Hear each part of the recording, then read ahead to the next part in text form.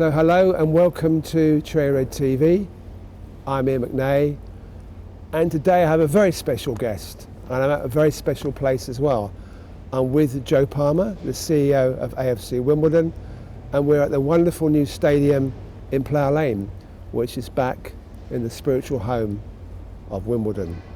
And it's not quite finished yet. We did a few pans you've seen beforehand, and there's going to be some noise. But I think we can all live with that. The story is going to be interesting, and that's the main thing. So, welcome, Joe. Thank you, Iain. So, you were telling me the other day that you actually were brought up on a fruit farm. I was, yeah. So, how was that when you were a kid? It's only when I look back at it now and I realise how fortunate I was, to grow up in that environment, and it really was wonderful. I spent all of my time outdoors. I wasn't inside on PlayStations or gaming consoles, that type of thing. I was always outside, always helping my dad on the farm, and it was a wonderful experience, a very healthy experience. And certainly when I look back on my childhood, I was very fortunate with that, and very, very fond memories. And your dad was a preacher, wasn't he?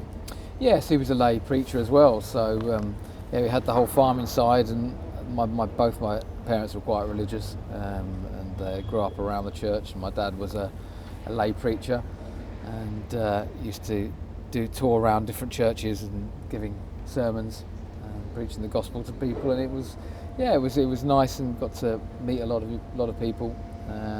It was, like I said, a really great experience, and I learned a lot of things from an early age.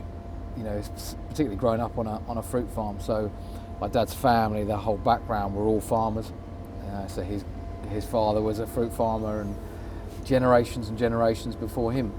And you learn a lot of really key life skills, growing up on a farm. And I think one of the things is being a farmer is that if your crops don't grow, you're in trouble. You can go hungry, and a lot of farmers have suffered from that over the years, as we've seen with this sort of mad cow disease, and what happens and the stresses that it can put on farmers. And so we always, from an early age, it was always important that we all had to do our part, play our part, pitch in with helping, around the farm. And I loved doing it. It was great to be outdoors and helping my dad, and I loved driving around tractors and doing that sort of thing, and manual labour, and it was great. But I certainly learned a lot of skills from that. And how was school for you? I wasn't brilliant.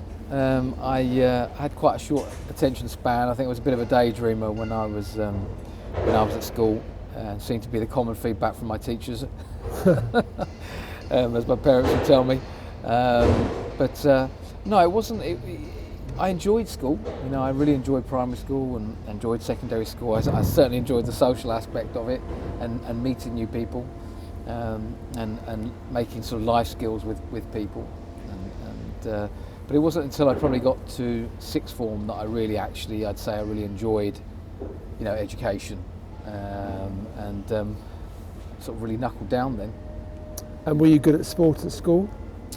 Yeah, so I seemed to find myself in most of the school sports teams, whether it was cricket or football or rugby, certainly throughout my secondary school. And then as I got into sixth form, I was rugby captain, and hockey captain, and I really enjoyed that responsibility as well. It's such a great age in my life. Always been very sporty. My background really was obviously started with football, and then got into athletics.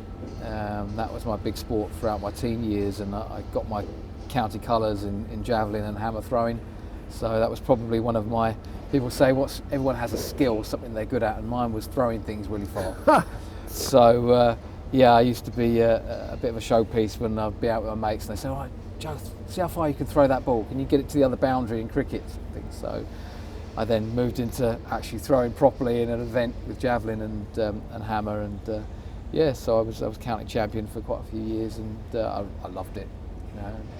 So you're saying you were captain of I think the cricket team, the rugby team. So you had those leadership skills then. Yeah, I was never a sort of dictator type leader. I was very much lead by example. So it was always playing very hard, and you know, never say die attitude. I'd never felt we were beaten, so I was always fighting, always pushing. So I think that was something that my teachers at the time thought was a good quality to have within the team. So yeah, that was probably where my qualities were that got me into those positions. And so, how was football? Were you particularly good at football? Yeah, I became a goalkeeper. I really had a massive interest in goalkeeping for some reason, I don't know why. And I started to become quite good in my sort of younger teens, and played for the school team. And I had a bit of a funny story when I got a bit older, when we were just leaving secondary school. Some of my friends at the time were trying out for Royston Town. Oh, Royston Town, they play at a reasonable level, don't they? Yeah. And they were trialling to see if they could get into the squad. There were some good players that I played with at school. A lot of them were in the Cambridge United, youth setup then, that was very, very strong back in those days. And I went to watch them play in this trial match, and I think there was 3 of them were trialling. And it was just one of those classic stories. It didn't have a goalkeeper, and they all said, "Oh, our mate Joe, he can play in goal. He plays for us at school." So, found me a pair of boots, a pair of gloves, and they plonked me in goal, and I had a really great game. And at the end of the match, none of my other friends got put through to it, but they asked me if I wanted to come and join and do some more trials with them. And at that point, I was sort of really had gotten into my rugby and was playing for Cambridge Rugby Club, and so I sort of said, no, it's not for me at the moment. And then it wasn't until I got a lot older, probably by the time I was 30, and I was playing when I was in Ukraine, and I actually started to understand the game a lot more, and actually realised I was quite good at the defensive midfield position. But by a few years later, I then herniated the disc in my back, and that was the end of it. So a bit too late. So when you say you played rugby for Cambridge, my image of rugby players is pretty stocky guys. And you're quite a slender guy. That's very kind of you to say so. I don't think my wife would say the same. Back in those days, they weren't all 6'5" and 100 kilos. I was more or less the same size as Will Carling, and he was England rugby captain. So back in those days, rugby players weren't quite as big as they are now. Then the Jonah Lomu era came in, and rugby players just shot up. So what was your ambition in life in those days? So it's funny, I guess one of my earliest memories, and it's a bit of a sort of a theme throughout my life, is always wanting to achieve my dreams, and what those goals were. And the first one I ever remember was going down I always wanted to go to the South Pacific and to visit the islands down in the South Pacific. I'd always sort of read about them in the Coral Sea and Treasure Island, and for me it was always something I just had to go and see, and so that's what I decided to follow after I went to university. Yeah, so we'll do it in sequence. So you went to university at Bournemouth, you were telling me. Yeah, what did you study there? I studied advertising management. Okay. So I was actually, before that, I was doing PE at A-levels, and I'd sort of decided I was probably going to follow a path in sports science or physical education of some form. And but at the same time, I was also interested in media, and there were sort of 2 things I was, on both sides was very interested in, and I sort of ended up getting better A-levels than I anticipated, and I thought, not sure there's enough money in being a PE teacher or sports scientist, and so I thought I'd take the media route and go into advertising, and so when I saw the course come up at Bournemouth, I went down there and had a great 3 years down there. Yeah, it really was. So after you left university, you started to follow your dream that you had with a kid. So just talk us through. I think you went to America first. And Well, so I'm half American, so my mum's American. Oh, I didn't know that. Really? Yeah. Okay. So I spent a lot of my childhood, all my summers, were in America, in Long Beach in California. So Yeah, I've got some strong foundations there. But yeah, when I finished uni, I travelled over to America and was working on a summer camp there. And then when I'd finished that, I got on a boat with my brother. It was a big old pirate ship, a square rigged ship that sailed up and down the west coast, and I learned a lot about, old school sailing, if you like. And then had an opportunity to fly down to New Zealand to get on a boat down there with my brother, and did that.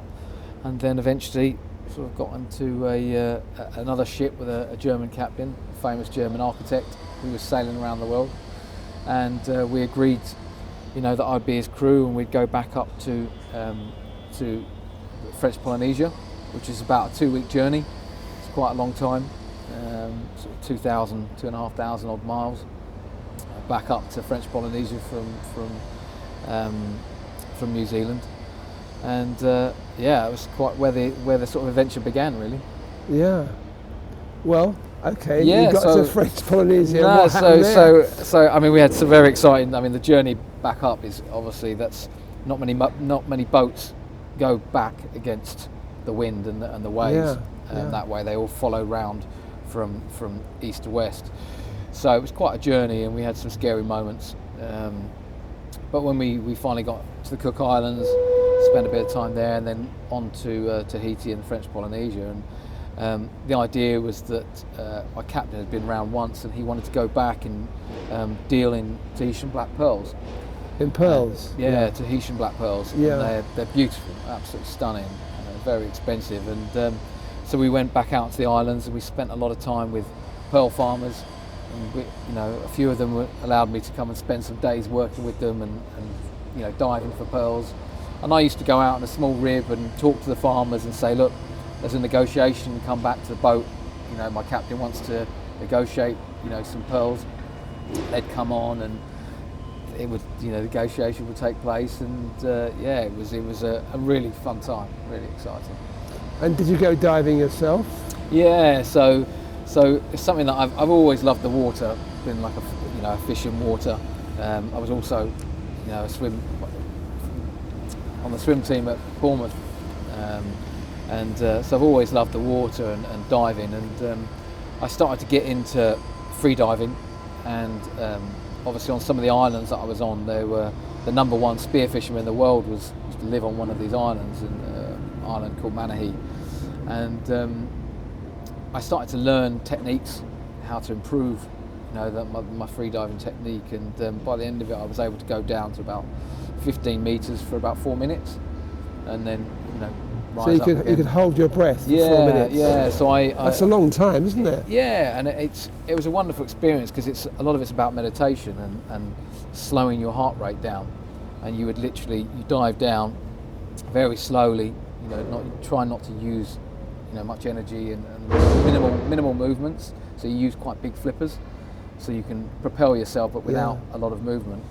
And then when you get to the bottom, you'll sort of hang on to like a rock at the bottom and just shut yourself down effectively. You close your eyes and try and meditate, slow your heart rate right down. And you'll do that for about a minute, and then you sort of slowly come around where the fish had all dispersed. They're suddenly all in your face, sort of swimming around, and it's a really peaceful and quite amazing thing to do. And at one point I wanted to challenge myself to see how far down I could go, and I sort of measured out with the depth sounder and a plumb line to see how far this dive would have been, and it was about 30 metres. And I dived down, and I hit the bottom and came back up, and literally just made it up to the surface before I was about to black out. I was bit silly, a bit naive with it, but I was okay in the end. But when I got home from travelling, I'd looked it up. I was intrigued to know what records were, and at the time it would have beaten the British record for that type of dive, because there's different types of free diving dives. I was quite proud of that. It soon got beaten again, but yeah. So you had this side of you which likes to go to the limit just to see if you can do it, even though it's a little bit risky. Yeah, I mean that's certainly when I've had personality profiling done, that is something that stands out, is that I'm not afraid of being in situations that can seem out of control. I quite like that. I'm not averse to risk, there is a part of me that likes the challenge. I like to push myself, and I feel there's greater reward in that.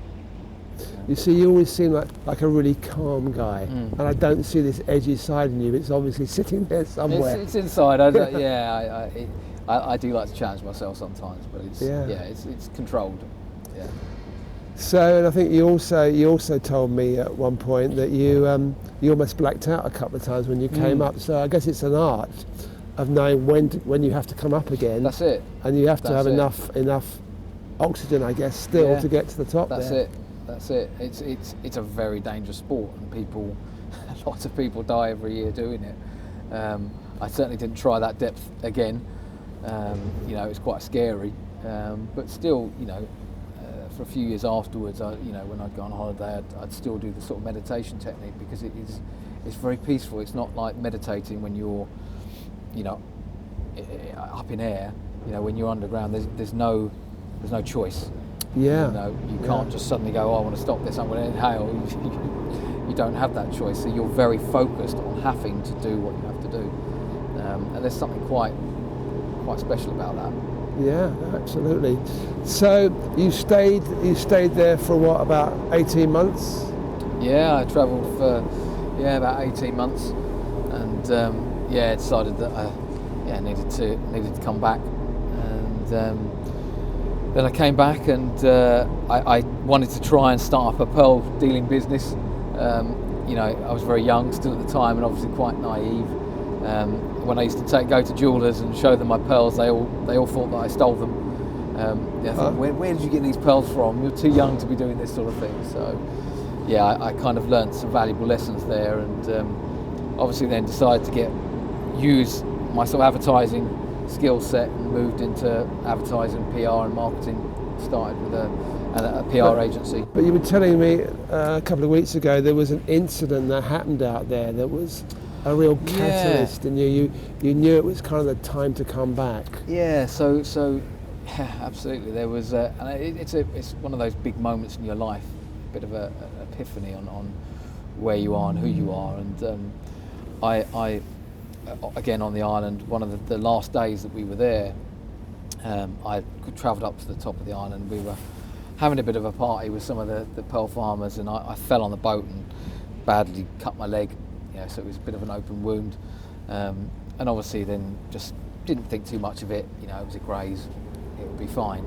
And we were due to leave, on a 7 to 8 day journey to the Northern Cook Islands. And as we were leaving, I was diving down, and I was unhooking the anchor from around the coral. And as I dove down, I could see it was disturbed the coral, and all this sort of yellow coral stuff had obviously gone into my leg. And I sort of came back up, and as we were about to leave the island, the captain realised that the autopilot had burnt out, that it wasn't working. So what happened is, as we later found out, is that we'd had several storms, and some lightning had obviously hit the mast and had literally overloaded the autopilot, so it wasn't working. So it meant that we were going to have to go back to Tahiti, which is about 2 days away. So I then had to sail it, by compass for 2 days solid, because my captain had bad arthritis, so he couldn't do it.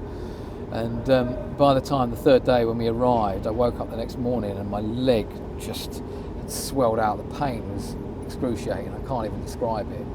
And they had to get a boat ambulance come and pick me up, and then an ambulance took over and took me to the hospital. And obviously I'd got a coral infection in my leg, which is very commonplace out there. People get coronal infections all the time. But what they said is that if the autopilot hadn't gone out and you'd gone on that 7 day journey, you would have died, because it effectively comes into your body and it gradually makes its way up your body stream until it gets to your heart, and then it stops it. And so 5 to 6 days at sea and with nowhere to go, it's game over. So it was quite a moment, and that was then when I thought, no, I need to go home. Yeah, I need to get on with my life. There's enough dreaming. It was wonderful, but we need to move on. And so you were out there, what, about 18 months or so, was it? Traveled for 18 months, and then came back and got into sort of advertising and marketing and PR. So how did that start? You worked obviously for someone else to start with. Yeah, I worked in an agency, so I worked for a number of clients, and it was interesting. One of my first clients was working for Manchester United TV, and that sort of, I think, set the cogs in motion, where I started thinking, wow, I can mix the two. I can mix the sport with my knowledge in marketing and PR, and after 5 years or so at the agency, I just decided that I wanted to set up my own sports marketing consultancy. So I started it up with a colleague of mine from that agency, and we set it up, an agency called EDP, and we had a great time, and we started working for the Football Foundation and BT. We worked for the Ladies European Golf Tour. We did work with Portsmouth Football Club. So we kept ourselves busy. And it was a great period, and obviously even through the 2008 recession, where it got a little bit tricky, we sort of managed to get through. And then an opportunity came up in 2009, where I got introduced by a mutual friend to a guy from Ukraine who was studying at Birkbeck College. He was studying on the football course, and he was looking to meet people who worked in sports marketing, to take them out to Ukraine, because Ukraine was a very raw market, wasn't a huge amount of development, and certainly didn't have sports marketing knowledge. So I agreed to go out, and we met some clubs and met players and that type of thing. And I then met the lawyer from Shakhtar Donetsk, and we had a discussion. Obviously, 2009 they won the UEFA Cup, yeah. And then they'd built this incredible 52,000 seater stadium, but didn't really know how to fill it or where to go from there. And they were looking for someone to come and help them with their strategy to take the club to a next level. So I then agreed, to go out there and help them develop the strategy. So were you married by this time? Yeah, no. I'd been married I'd been together with my wife for about 5 years by that point. And you had a couple of children? Yeah, two boys by that point. So what did your wife say when you said we're moving to Ukraine? She was not over the moon at first, but we just didn't know how it was going to pan out. At first it was just a contract for 6 months to go and develop the strategy, and that then turned into, I presented it to the chairman, and the chairman said, well, I want you to stay and implement it now, and I couldn't really say no, at that point. And then that sort of was the next stage, and my wife and boys, they came out to Ukraine. And again, Ukraine's quite an interesting place, quite underdeveloped. I don't think it was the easiest place for my wife.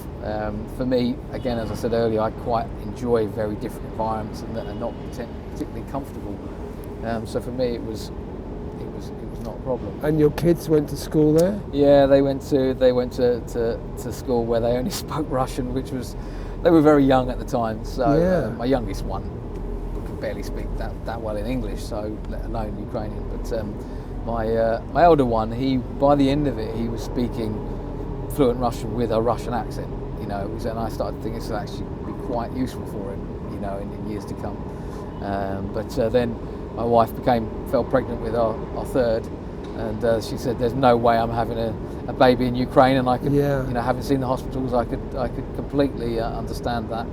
And she went back. So did you learn Russian? Were you speaking Russian? Yeah, I understood more than I could speak, but I was quite, I was conversational in restaurants, if I needed to go somewhere, like taxis, and I actually was weirdly I understood more in a business environment than I would if someone was talking to me about the weather. So because that's what was around me most of the time. But I had a lot of translators and stuff, and it was a bit weird at first, but over time it was fine. And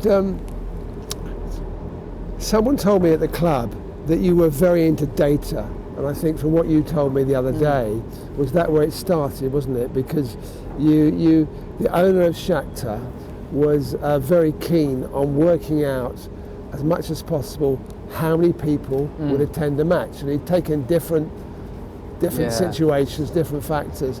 And you told me you could predict the attendance to a match within 100 people, which Yeah. sounds extraordinary to me. Yeah, so his big thing was attendance. He wanted his stadium to be full as It was possible. 52,000. 52,000. Yeah. And when we started, they were at 16,000. 14 to 16,000 in their old stadium. Moved into the new one.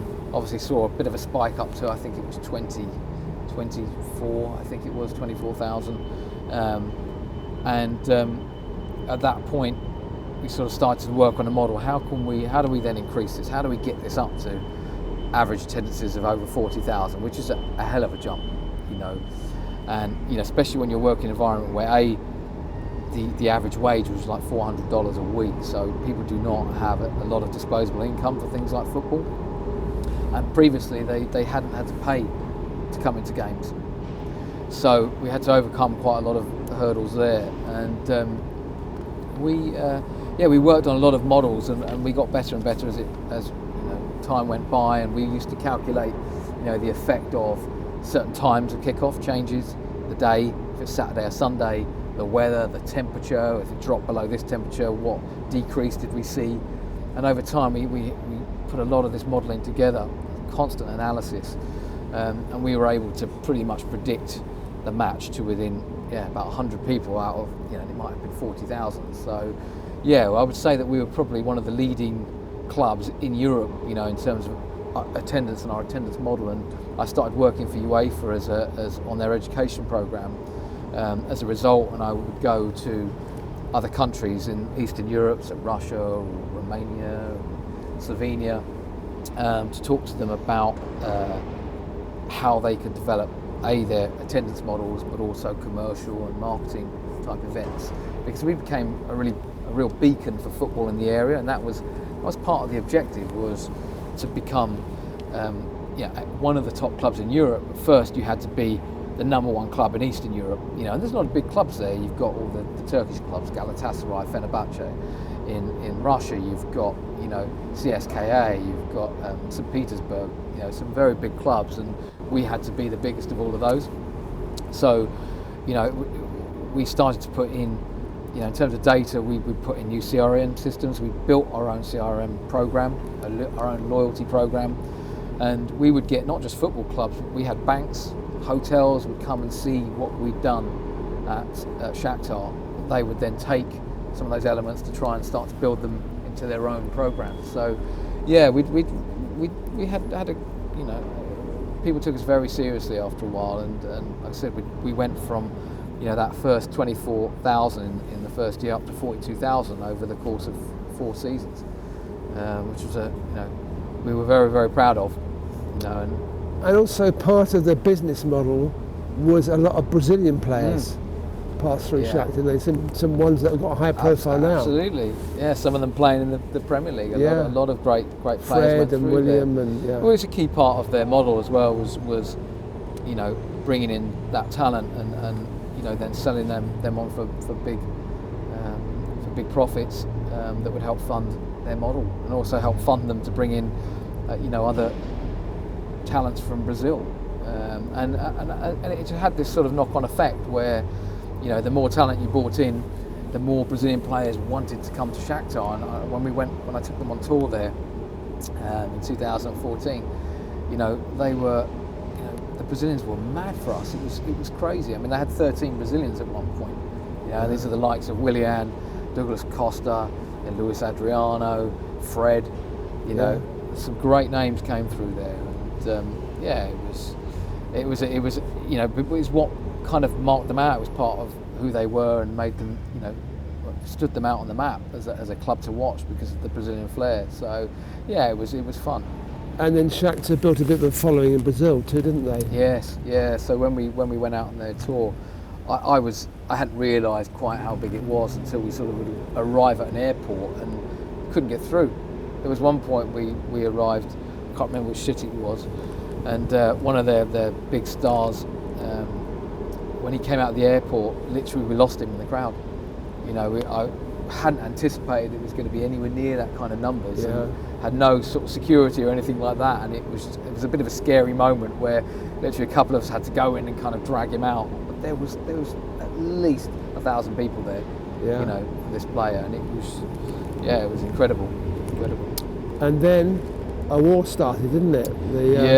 Yeah. So that's a really horrible story, you know. Just a lot of people have asked me about that situation and how it started and why it happened, and you know, there's lots of political reasons for it. But you know, ultimately, at the end of the day, the sad thing is that a lot of Ukrainians were displaced, and it was a pretty shocking time. You know, that we were meeting with a number of expats that also worked there, and we met regularly to sort of update each other on what was happening. And it's interesting, one of the guys who is a Swiss national, he had been contacted by the Swiss consulate. They'd sent him a survival pack, basically, that had a satellite phone and a number of things, and he was receiving every day he was getting an update, you know, an email update on where not to go, what to do. So he was passing that on to us, and it was quite interesting when I sort of look back on it. And I knew the governor, you know, the UK governor in Ukraine, and the only thing I received from them during that time was an invitation to an ambassador's reception. Yeah. So it was just classic, you know. In this time of war, what did I get? I got invited to a tea party.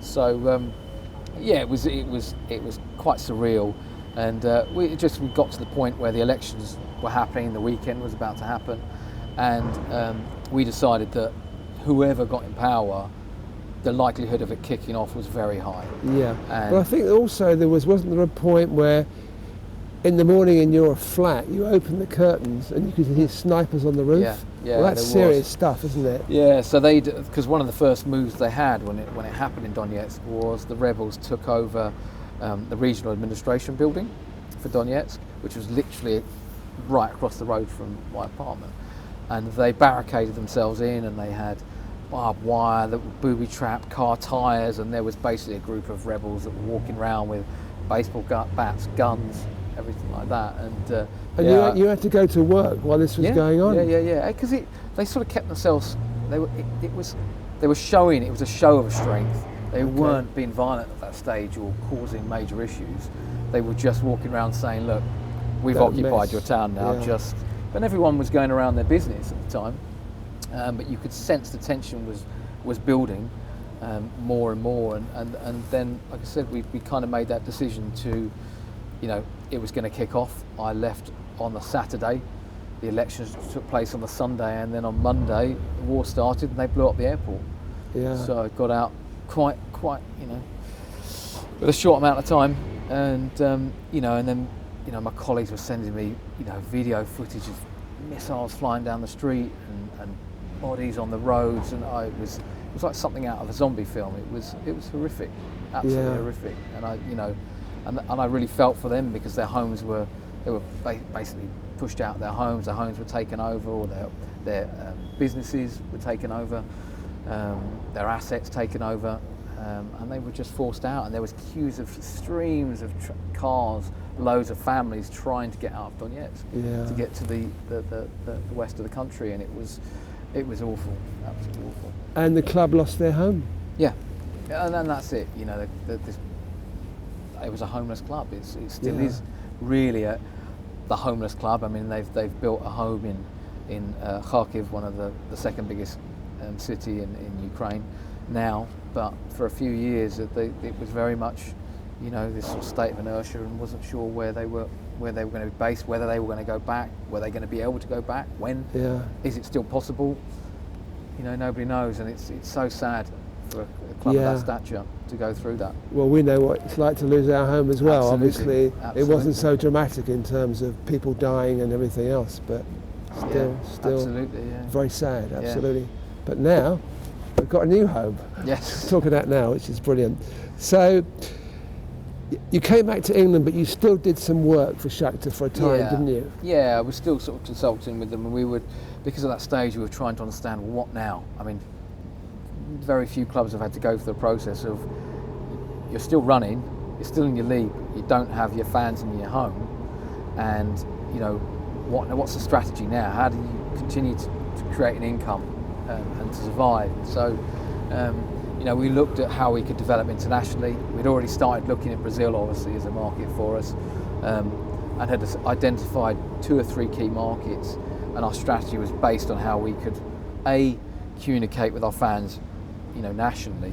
And bearing in mind, the fans were not in one place; they were all over Ukraine. Ukraine is an enormous country. Yeah. It's huge, the scale of it. So when a fan moves to another city in Ukraine, it's like moving to another country. So it's very difficult to keep hold of them and communicate with them. And because communications wasn't brilliant, internet wasn't widespread, so it was quite difficult.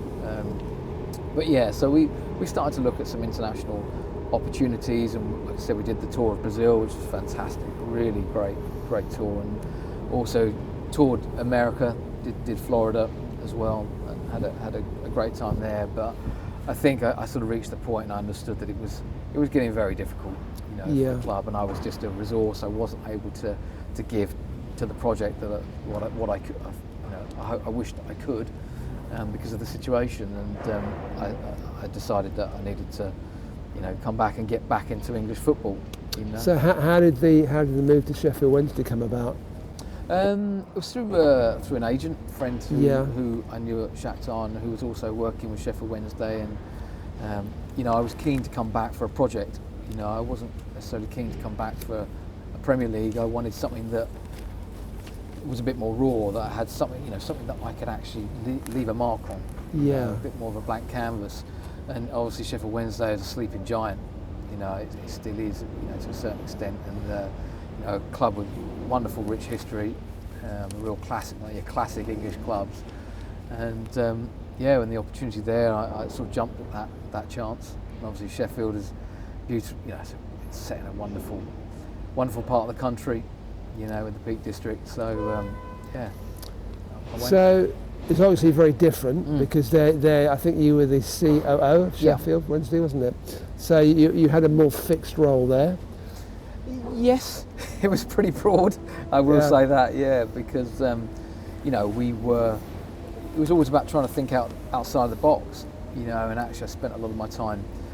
We created and launched a new clothing brand, which they still use to this day, Elevate, and it's effectively, we made the shirts ourselves out in the Far East and created that brand, and it's now a brand that sells general sportswear.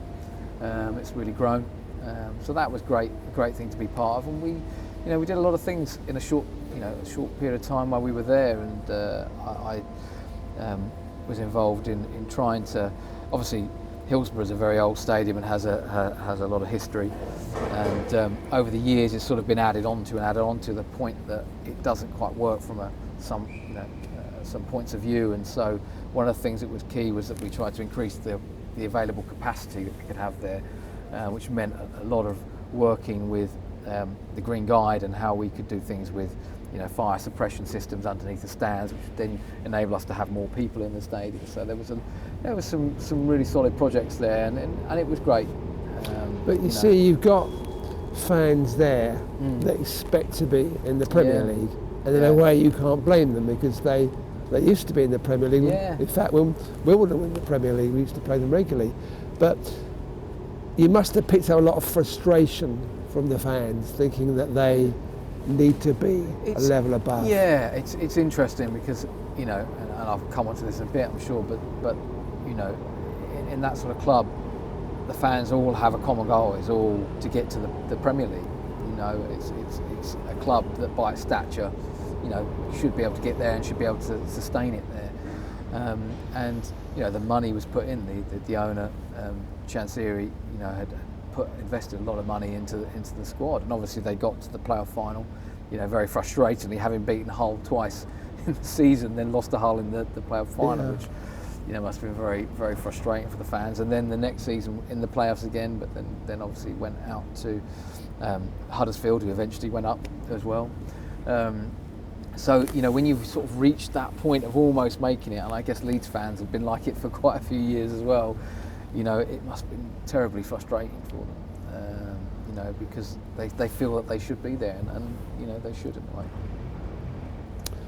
Anyway, you stayed there about 2 years. Yeah, and you know, by that point, Your wife I'd was not that effectively happy, been, was you know, I'd been away a long time actually. Yeah. You know, Because your not wife was there living constantly. in London, yeah, wasn't she? she'd been amazing. You know, Yeah. with the boys, and I was coming. You know, bear in mind, I'd been coming back. You know, backwards and forwards from Ukraine quite a lot. You know, I was spending 10 days there, 10 days back for quite a large amount of time, and then and obviously up in Sheffield, I came back every weekend, pretty much. Other than when there was football, they would come up. So I was there every weekend with them. But it was getting quite tiring. You know, driving the M1 is tiring at the best of times. And also, you know, I realised that my boys were getting older. It's when they're younger, it's a lot easier because they're, you know, when I speak to two of my boys, they don't remember my time in Ukraine at all. They don't remember ever being there, you know. But when they start to understand that I'm away, I'm up in Sheffield, then I started to think, no, I need to come back down. And obviously that's a bit more difficult because you're limited to, you know, if you're at home and you're limited to the football clubs that are around you. But you know, I wanted the right project, and I was speaking to a recruitment consultant, and he told me about AFC Wimbledon, and I was sat there thinking, that's fantastic. You know, that'd be a great project. You know, a friend of mine that I used to work with in one of my agencies was a massive AFC Wimbledon fan back when it reformed. So we were having this, you know, sort of, he used to come in and he'd wear his AFC Wimbledon kits and we'd talk about it, and he'd talk about how wonderful it was and everything like that. And he's still a fan, you know. I talk to him every now and again, and you know, so it was always in the back of my mind. And we actually, when I had the agency, had some conversations with Keith McGuinness about helping the club back then. So I always knew the story and I knew about it, but it wasn't until I sort of sat down and thought about it and understood the project of building the stadium, and actually this is the greatest narrative in football. You know, it's really the greatest story there is. You know, this club rising back from the ashes and you know, coming back through the leagues as quickly as they did, and now they're on that part of coming back to Wimbledon. Was just, I thought, I have to be part of that narrative. I mean, it is such an exciting story, and it was interesting because, you know, the recruitment consultant at the time was sort of saying, "Are you sure? You know, it's less money than what you've been earning, and some people would see it as a backward step. You should be going to the Premier League." And I was like, "No, this is absolutely where I want to come." That you don't find projects like that every day. Yeah. I mean, it was so standout, and also I remember at the time I came back, and I was at my kids' school, and for me the area where I live in Epsom that should be a Wimbledon area, and I remember going into the school and Chelsea were delivering sports sessions at the school, and I remember just being so incensed by the fact that Chelsea were there. It didn't feel right. You know, they shouldn't be there. They should be Wimbledon. You know, coaches should be working there. So that was sort of always in the back of my mind, and yeah, it was. When I had the opportunity, I really wanted to take it, and I was really pleased to get the job. Yeah, because it really was a big step, because you had Shakhtar 42,000, Champions League, Sheffield Wednesday 25,000, AFC Wimbledon 4,300 average. So, but there was something really wonderful about that. And I got that. You know, the fans. So many of the fans love that. The fact that it feels raw, it feels real. You know, and I did. It was great. Yeah. So, I'm not asking you just to say the right thing for me here, but how are the fans different from the fans, say, at Sheffield Wednesday or Shakhtar? Obviously, they're much bigger clubs, much bigger expectation, but there's expectation here as well. Yeah, absolutely there is, and no, the fundamentally fans are similar everywhere. You know, they all have that similar reason why they want to go and watch football. You know, and their passion for the game, and passion for their team, they're very similar. The difference here is the responsibility that our fans take. I mean, you know, and I've been absolutely blown away by the last year. You know, with Cedars and the Bond, and I had assumed at that point that probably, You know, they put in so much money over the years that they didn't, you know, that motivation wasn't there to continue. But it just blew me away how much it was still there, how dedicated they were to, you know, their club. You know, and that's the difference. It's that sense of responsibility for their club that just is standout. Absolutely. Yeah, well, we already care. That's the whole Yeah. point about it, and it's Yeah, something that we own. Well, it's so truthful. Yeah. It's so organic, you know, and there's a lot of clubs that have sort of been formed that might not have been formed for the right reasons. You know, this was formed for absolutely the right reason. You know, it was formed out of an injustice. You know, so the camaraderie and the sense of togetherness in that injustice has brought everybody together into this incredible nucleus that has created this. The fact that we're sitting in this stadium now has been driven by an incredible motivation by the fans, and it is. I love being surrounded by those people. So, how would you describe yourself now? Now you're here, and we've heard about your past, and about this ambition you have, and the drive, and going to the limits of things. So, how does that manifest in your day-to-day job here? Well, it's getting this stadium built. You know, if I'm quite honest right now, it is a huge challenge, a huge undertaking. I mean, it has been at times a real beast. You know, I would be very glad to see the back of it once it's finished. You know, once the build project is finished. Yes. You know, well, I say that now. I'll probably be looking for something, you know, another project in here to do. But no, it's, you know, the motivation to finish that story. That's what's driving me, is that this wonderful story coming back here, delivering this stadium, and the day when I can see all the fans of the stadium, and see the smiles on their faces and the tears in their eyes, will have been worth everything. You know, and that to me is when I go, wow, I've actually done something for other people that has made you know, meant so much to them, and that's really what's driving me at the moment. And like I said, I can't even explain the amount of work, the ton of work there is, but I find this energy in that end goal, you know. Yes. I really do. Well, I can just see by walking around the extraordinary amount of detail there's in everything, and I know over the last few months there's been, sometimes it's come up, well, how do we get through the next stage? But the fans have always come up with what's needed, and we've been able to get to the next stage, and the work was never paused on this stadium. No, absolutely. And I always had this belief, even in the worst, the darkest periods, I always had a belief we're going to deliver this stadium. Always. I never, even when we were sort of, you know, short for money and it looked like it was going to be very hard to find a loan, you know, I always still had this belief. I don't know why, I just always had this belief, because I knew I would do absolutely everything in my power to make sure it happened. And you know, we've all pulled together and we're here. And it's incredible. I also think one of the keys with you, and something you told me the other day, was that when you go home at night with your family, you can just switch off. Yeah. You can go to sleep. It's like you've got all these kind of stressful situations you have to deal with here, and you go home and you can leave it behind, which is a great gift, actually. Yeah, I haven't understood that until I've gotten older, what a gift that is, you know, and I really do feel very lucky with that, you know. When I see, you know, my wife doesn't sleep particularly well, I know a lot of other people don't, but I've always been able to decompartmentalise and compartmentalise things, you know, in my mind, and just as stressful a day as it can be, I can manage to sort of, I'm going to put that in that box now, and I'll open it again in the morning. Yes. You know, and I sleep.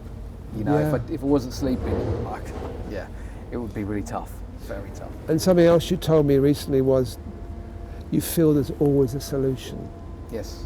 And you believe that. I where other believe. People worry and think, how can this happen? And you think always it's going to work out. I never feel beaten by anything. I always feel that there is a solution to something. Always. Yes. You know, it's not necessarily saying there's nothing's impossible. It is almost like that, but it's different. I always feel there's a way around something, or a way to achieve something. You know, as even when it looks impossible. and I always have that belief, and I probably always will, I hope. Okay, Joe, I think we need to finish. Thanks very much. No, thank you very much. And thank you for watching Cherry Red TV. I'm sorry about all the noise, but it gives you an idea of what's happening, and it's after 6 o'clock at night and everybody's still working here. So thank you again for watching.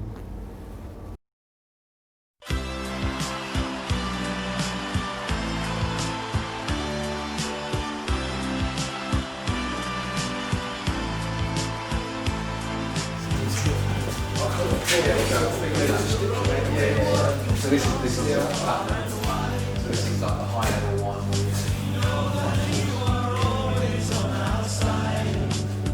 Yeah. And maybe probably just film the view.